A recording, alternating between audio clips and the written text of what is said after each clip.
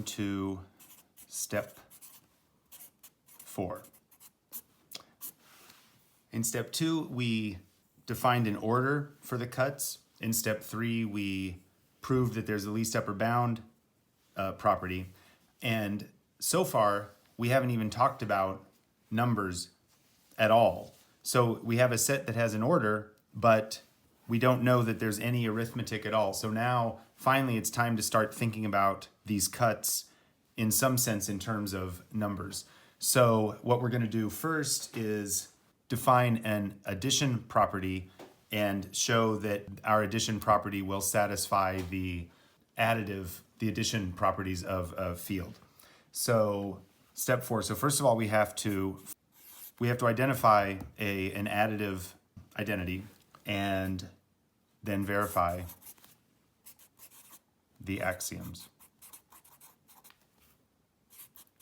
for addition. Okay. So if alpha is an element of R, which is the cuts, and beta is an element of R, if alpha is an element of R and beta is an element of R, then we define alpha plus beta to be the set of all sums R plus S, where R is an element of alpha and S is an element of beta. So what we're going to have to do now is prove that the axioms of addition are satisfied by this definition. And we define 0 to be the set, we'll call it 0 star,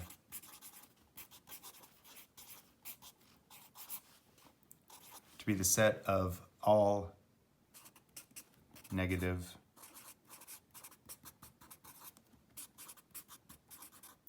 rational numbers.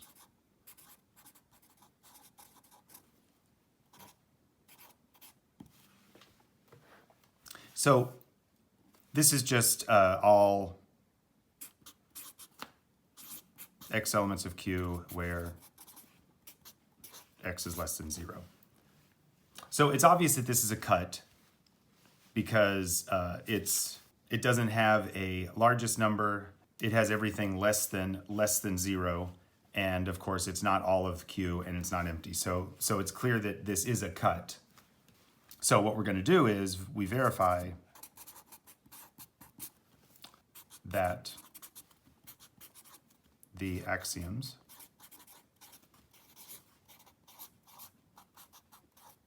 of addition hold in R with 0 star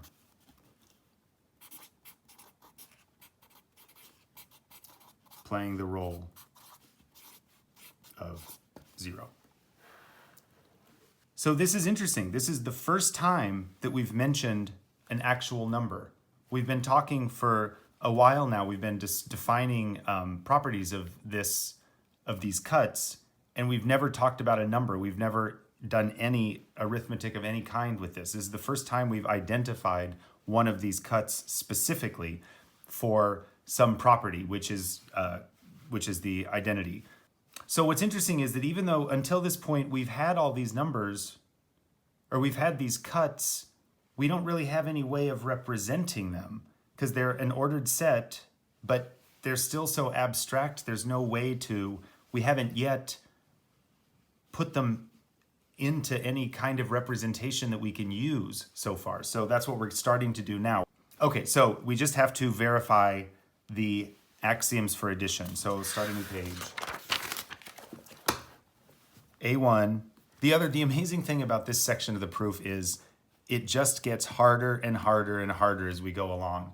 The first part is easy, the middle couple are easy, and then it gets harder, and then it gets way harder by the end. So we're starting out easy though. A1 is closure. We just have to show that alpha plus beta is a cut. right? So if alpha and beta are cuts, then alpha plus beta is also a cut. So to prove it's a cut, we have to prove the three properties of cuts are true. One is that the cut is not empty and that it's not all of Q. So it's clear that alpha plus beta is a non-empty subset of Q. That's because alpha and beta are both cuts, so they're not empty. So then if alpha plus beta is the set of all elements of alpha plus elements of beta, then there's going to have to be something in this. So to prove that it's not all of Q, take R prime, not an element of alpha, S prime, not an element of beta, then R prime plus S prime is bigger than R plus S for all choices of R and S. So why is this true? We know that R prime is bigger than R. That is part A, our rewriting of property 2, which says that if R is in alpha and R prime is not in alpha, then R prime has to be bigger than R. And it's the same with S, and S prime is bigger than S, same thing. And then just for practice, to use our axioms to make sure that we're verifying what we're doing. If S prime is bigger than S, then we can add R prime to both sides. So we have R prime plus S prime is bigger than R prime plus S. And similarly, if we take R prime is greater than R, and we add S to both sides, then we have R prime plus S is greater than R plus S. Put these together, you have R prime plus S prime is greater than R plus S is greater than R plus S. So R prime plus S prime greater than R plus S. Again, that's fairly obvious given this, but I always think it's good to just keep ourselves in mind of what we're really doing here and how we're justifying statements like this. So if R prime plus S prime is greater than any R plus S, then R prime plus S prime is not in alpha plus beta. So that means that alpha plus beta is not all of the rationals, which is what we needed to prove. So we showed that it's not empty. We showed that it's not everything. So therefore, alpha plus beta has property 1. Okay, property 2. So we're still just proving that alpha plus beta is a cut.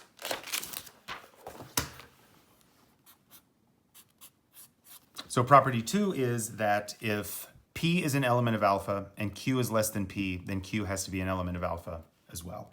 Oh, so first of all, so for the next two, for 2 and 3, pick P that's an element of alpha plus beta. Then P equals R plus S for some R and alpha, S and beta. Okay, so we're going to use this P to prove 2 and 3. So 2. If Q is less than P, then Q is also less than R plus S. That's just the definition of P, right? That means that Q minus S is less than R. That means that Q minus S is an element of alpha. That, again, that's property 2 of alpha, because we have an element of alpha, we have something less than that, so it has to be an element also. Now Q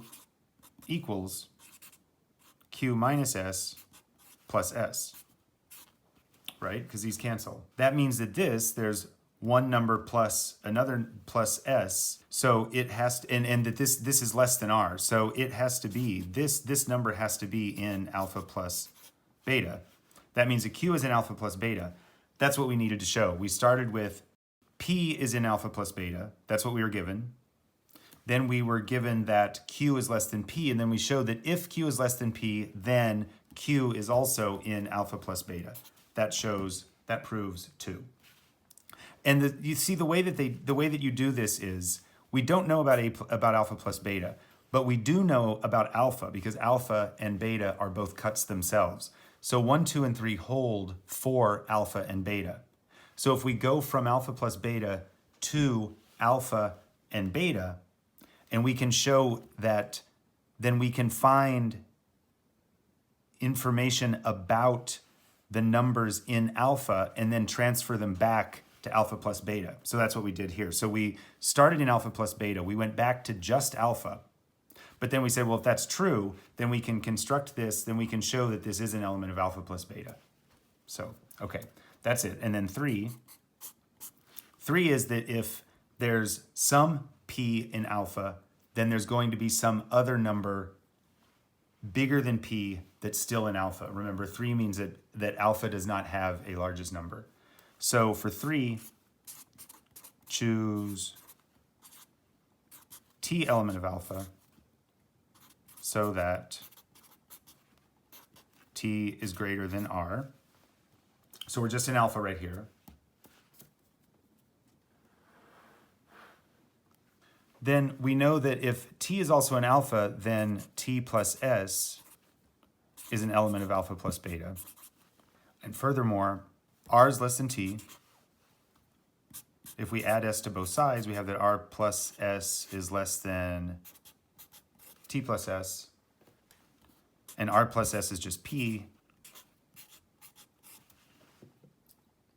So p is less than t plus s. And we just showed that t plus s is an element of alpha plus beta.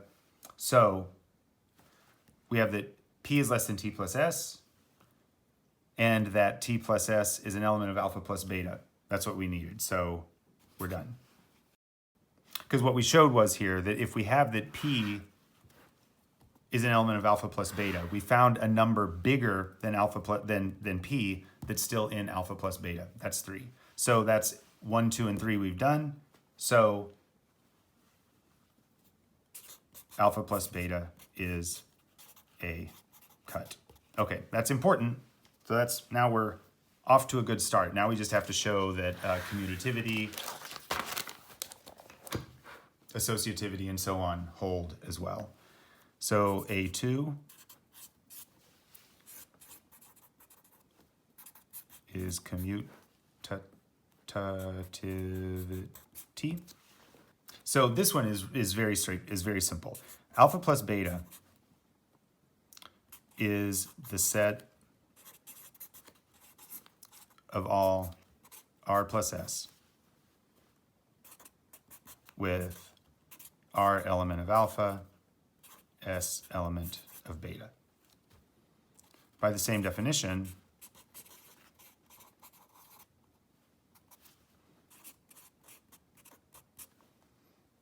beta plus alpha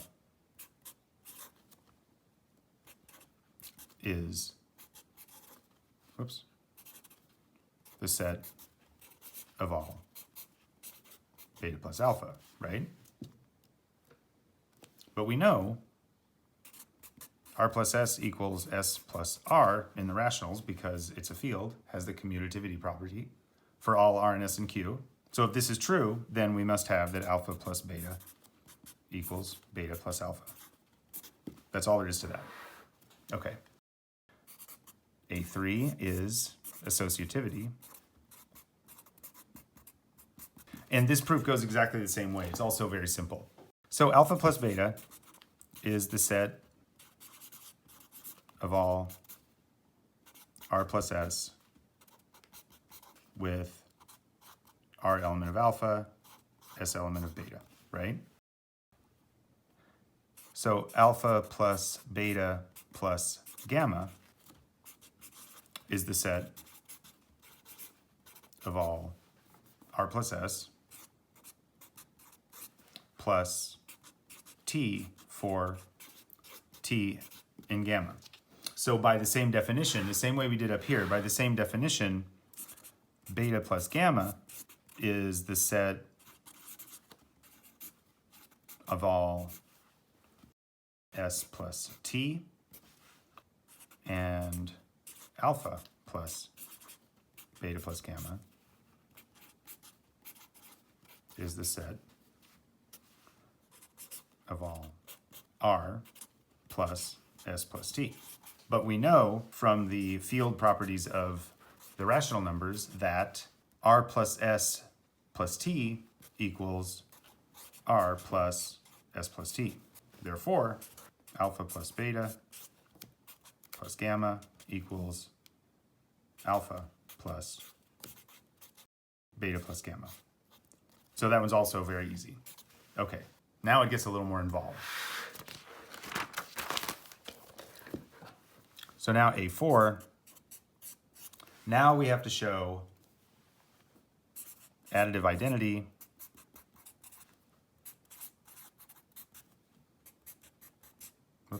we have to show that this cut that we defined, 0 star, will be the additive identity, will serve as the additive identity for the set R. Okay, so the way we're doing this is, what is the additive identity? It means that, in general, alpha plus 0 equals alpha.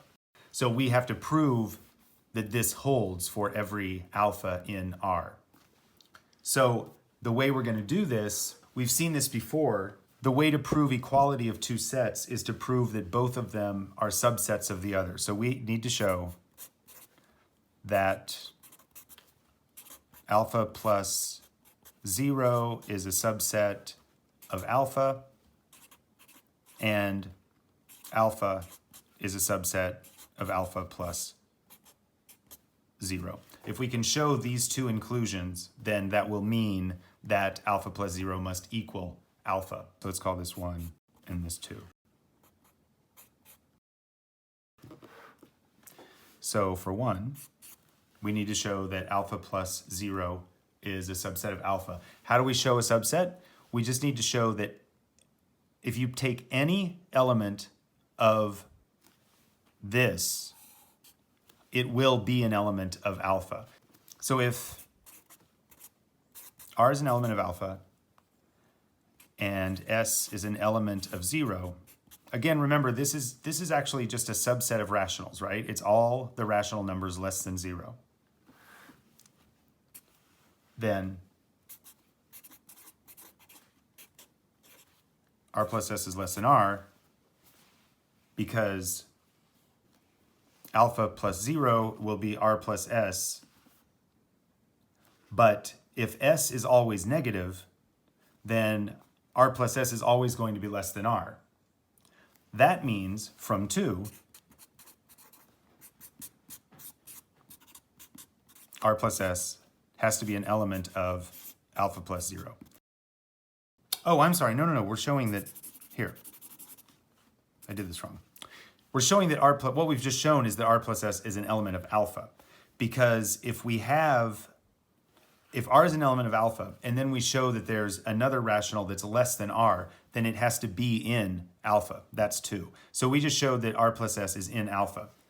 R plus S is an element of alpha plus 0. So we just showed that for any R plus S in alpha plus 0, it's going to also be in alpha. So that proves this one. So now we have to prove the other direction.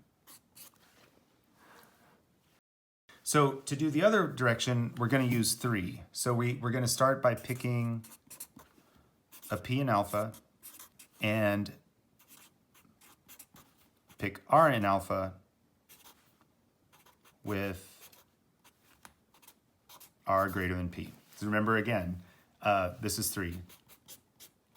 But that means if R is greater than P, then using our old standby, if R is greater than P, then R minus P oh wait, no, I did that wrong. Well, then r minus p is greater than 0, or if r is greater than p, then p minus r is less than 0, right?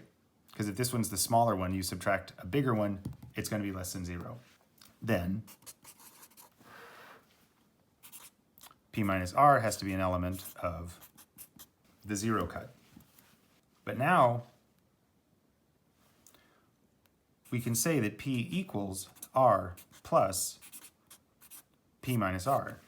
Just cancel those, right?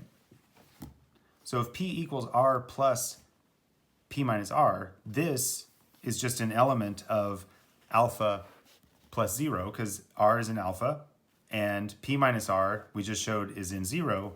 So therefore, p is an element of alpha plus 0. So we started with p being an element of alpha. We showed that for any p element of alpha, it's going to also be in alpha plus 0.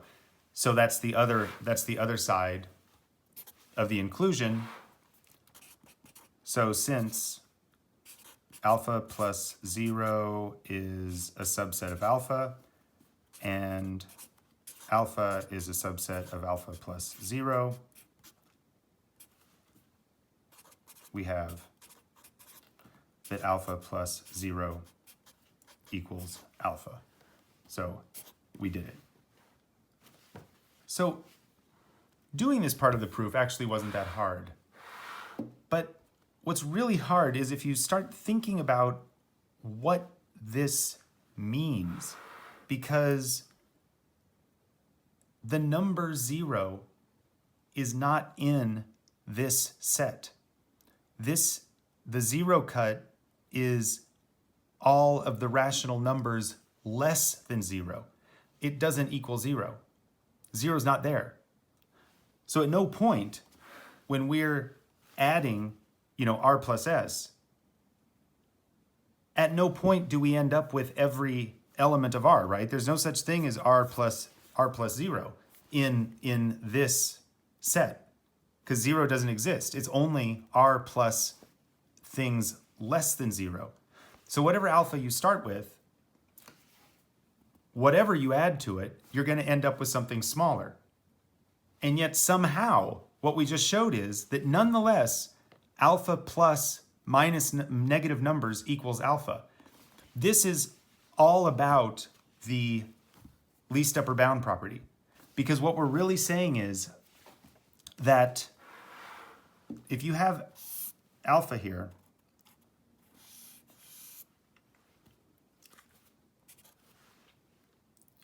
no matter what the number is here, no matter how close you get to sort of no matter how big you get these numbers, let's say it that way, you're always going to be able to find another one that's also in alpha. So what that means is that when we're taking alpha plus 0, we start with some number, and then we subtract something from it. But we're always showing that nonetheless, we're always going to be able to find a bigger number here that we can subtract a little bit from that's still going to be bigger than the one that we started with, so that even though no number in alpha ends up itself, there's always going to be another alpha that's even bigger that can go just a tiny bit smaller to get up to the end, to the edge of alpha. So that with the least upper bound property, even though there's no 0 there, because you can always get closer and closer and always slice it finer and finer, it's indistinguishable. That's the amazing thing, that alpha plus negative numbers is indistinguishable from alpha. It's the same set. Even though we're subtracting things from this one, it doesn't matter, because at no point we're going to be able to subtract something that's arbitrarily small to the other number and still stay inside of alpha. And that's all that alpha is. It's a set that has no largest number.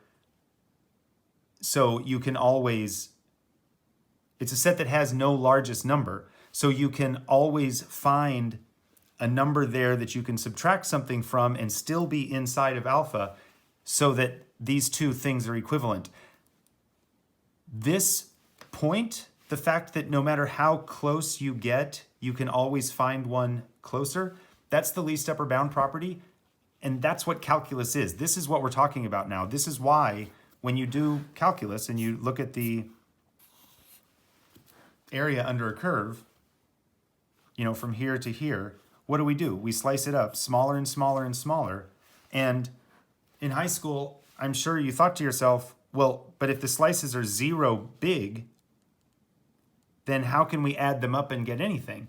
We're not adding up 0. They never get to be 0, but they can be arbitrarily close to 0. So you can get as small as you want, and you're always going to be able to add them and get closer and closer and closer. This is what calculus is. This is what all of this is about. And this is what's missing from rational numbers. So it's interesting. Okay. What's interesting is that the real numbers, how intimately connected the definition, this construction of the real numbers is to the very concept of calculus and the very reason that we study calculus. They're entwined with each other. It's very interesting. Okay.